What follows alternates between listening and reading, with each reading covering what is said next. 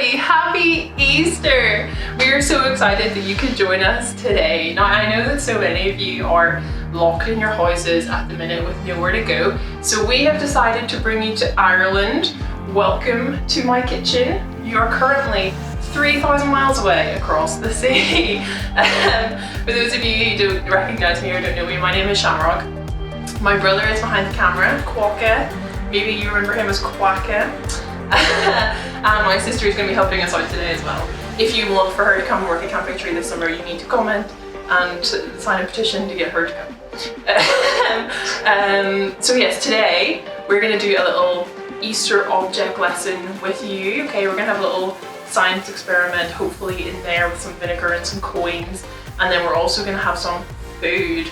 So have any of you ever made resurrection rolls before? I haven't either, so we're going to try for the first time today. But hopefully it's going to show us.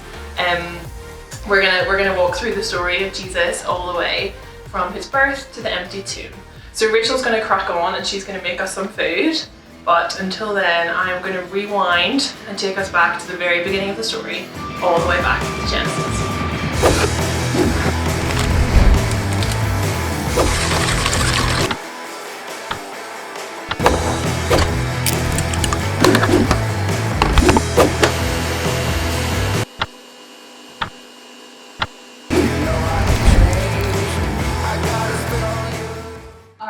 So way back in the beginning of our story, which is the first book in the Bible, which is Genesis, okay, we meet two human beings, okay? Their names were Adam and Eve, and Adam and Eve had this wonderful life. They lived in the Garden of Eden, and they gardened, and they played with the animals, and they were friends with God. Like, they were really good friends with God, okay? Like Adam and Eve and God, they were tight, okay? They were really, really close like this. And everything was really nice, but then something happened, okay? So one day there was a snake, I'm sure all of you know the story, and the snake tricked Eve and she did something that God asked her not to, okay? There was a tree in the garden called the tree of the knowledge of good and evil, and God told Eve and Adam that they shouldn't eat any fruit from this tree, but Eve was tricked, and so she took some fruit from that tree and she ate it, and Adam did too. And what this means is that sin entered the world, okay? Now sin, it's just a word that we use to describe everything we do that God doesn't like, or things that we do that hurt ourselves and that hurt other people, okay? So like lying or cheating or being mean to your brothers and sisters, or not helping your parents when they ask you to stack the dishwasher, okay? All of those things come in under the category of the word sin. So sin came into the world, and this is really sad, because sin is hurtful and sin harms people, but it's also really sad because it means that Adam and Eve couldn't be tight with God anymore, okay?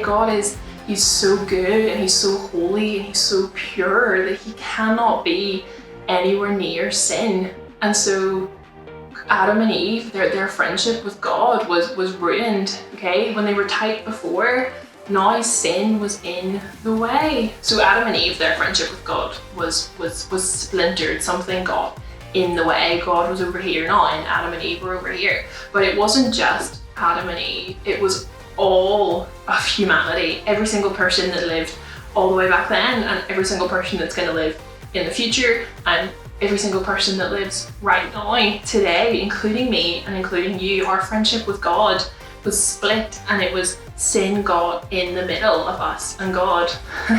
And you know, God really didn't like this. He really didn't like it at all, because God loves us. He loved Adam and Eve, and he loves you, and he loves me, and he wants to be our friend. And he saw that sin was getting in the middle of our friendship with him, and he wanted to do something about it. So God came up with a rescue plan, and he made a plan to take away the sin that got in between us and him. And this plan involved a person, the Son of God. Quick quack, do you know who that was? Jesus, that's right, that plan involved Jesus, okay? So I'm sure all of you know, Jesus was born, and he was born in a stable in a manger. and that's what we celebrate at Christmas time. So Jesus was born, and Mary and Joseph were his parents, and Jesus had some brothers, and he grew up, and he went to school, and he learned things just like you do today. And Jesus became a carpenter. Okay, so between when he was born and when he was 30 years old, he made tables and chairs, and he worked with his hands, and he was a bit of a tradesman. And then when he was 30, he decided that he was going to start teaching people about God, and he healed people, and he made people better, and he did amazing things like walking on water. Okay, but Jesus knew that in order for God's rescue plan to work, in order for the sin that separates us and God to go away, Jesus knew that he had to die. And so when he was 33 years old, Jesus died on a cross. Okay, and he died, and it wasn't a very nice way to die. Okay, it would have been really, really sore and really painful for Jesus, and so he died on that cross. But when he was dying, Jesus knew that in his death, our sin, the thing that separates us from God, that could be taken away. All right, folks, I'm gonna pause here, and we're gonna jump in with a little bit of a science experiment, okay? Something you can very easily do at home yourselves, all right? Okay, I want you to look at this coin, all right? Maybe you can't tell how grim this coin is, but it's like fully the wrong color, okay? It's very old, it's very dirty, like you can see the contrast here, okay? This coin is manky, okay? It has this layer of grime and dirt on it, okay? And this coin, okay, this is like us with sin in our lives, okay? We have this layer of sin that separates us from God, okay?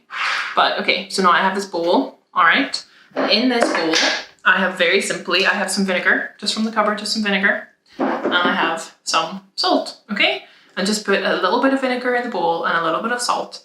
Get someone to help you, okay? So you get, you don't have too much vinegar or too much salt, all right? And you don't burn your hands on the vinegar, okay? And all I'm gonna do with this coin, this really grim, manky old coin, just gonna pop it in the bowl, and we're just gonna leave that for like, it's pretty gross, it's pretty dirty, so I'd say we're gonna leave that for like 5 or 10 minutes, all right? So that's us kind of caught up on the backstory, okay? So Jesus has gone to the cross and he's died so that the barrier between us and God can be taken away. So now we're gonna jump back to Rachel, and we're gonna jump back to the food, okay? And we're gonna pick up with Jesus's burial, okay? So everybody, this is our marshmallow, okay? And in this bake, our marshmallow represents Jesus's body, okay? So what we're gonna do is we're gonna take our marshmallow and we're gonna dip it in this mixture of cinnamon and sugar, okay? Because in Jesus's time, when you died, before you were buried, you would have been like anointed for burial, and they would have put different oils on you, and they would have washed you, and they would have got you ready to be buried, okay? So that's what we're gonna do with our marshmallow.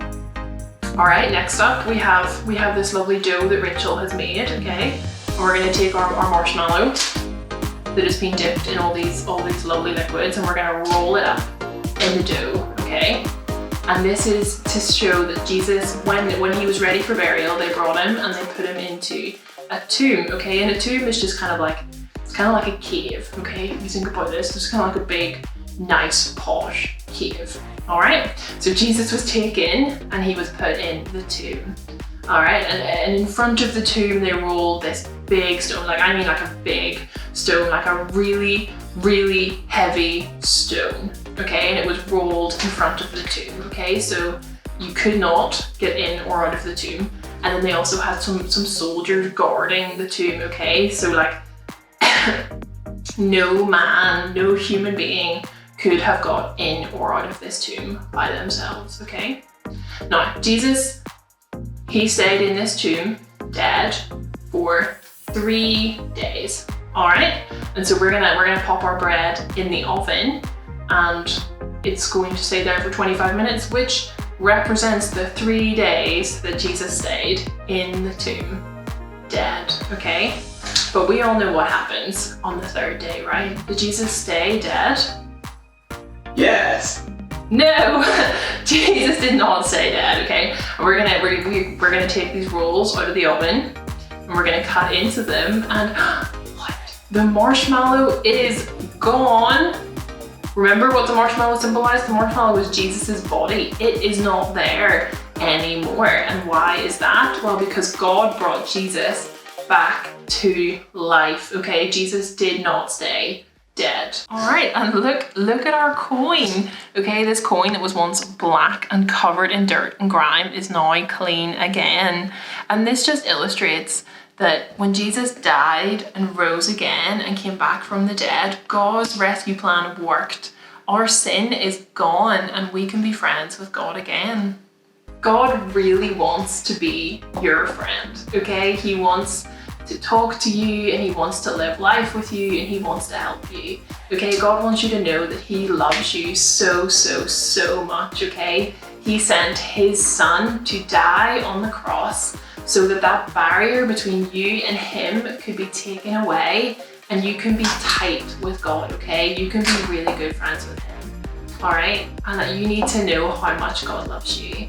Okay, so if you want to be Jesus's friend, if you want to walk with God and have God in your life, then I would just tell you to go and talk to someone that you know that's also really good friends with Jesus, that knows Jesus well. Maybe your mom or your dad or your brother or sister or someone in church. Happy Easter, guys. Quokka and I are so excited to see you in just a few months' time back at Camp Victory. Bye!